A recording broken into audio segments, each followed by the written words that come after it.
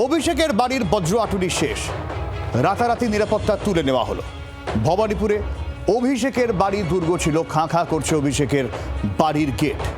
ফুল বদলের হাওয়া, সেই ফুল বদলের হাওয়া দেখাবো আজকে, যেখানে এখনো পর্যন্ত বদলের যে ছবি গোটা বাংলা জুড়ে, সেই ছবি যেখানে অভিষেক বন্দ্যোপাধ্যায়ের বাড়ির সামনে রাতারাতি খাঁ খাঁ করছে পুরো এলাকা।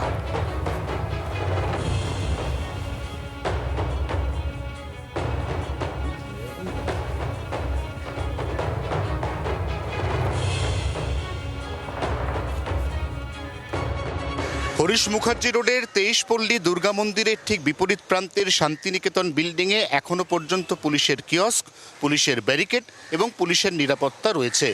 তবে পুলিশ কর্মীদের আজ তৎপরতা কম, কারণ এখনো পর্যন্ত শান্তিনিকেতন বিল্ডিংয়ের আশেপাশে সেই অর্থে কারুর দেখা মেলেনি।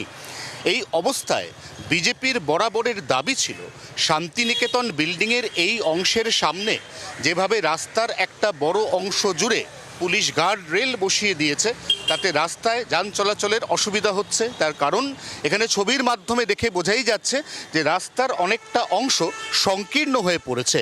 এই সংকীর্ণ করে দেওয়া রাস্তার ব্যারিকেড অবিলম্বে সরিয়ে ফেলার দাবি ইতিমধ্যেই বিজেপির পক্ষ থেকে উঠেছে। সেই দাবির পরিপ্রেক্ষিতে নবগঠিত সরকারের যিনি পুলিশ মন্ত্রী বা স্বরাষ্ট্রমন্ত্রী হবেন, তিনি কি পদক্ষেপ নেন, কি ব্যবস্থা নেন, এদিকে নজর রয়েছে রাজ্যবাসীর। জি 24 ঘন্টার জন্য ক্যামেরায় দীপের সঙ্গে অয়ন, শান্তিনিকেতন বিল্ডিং, ভবানীপুর, কলকাতা।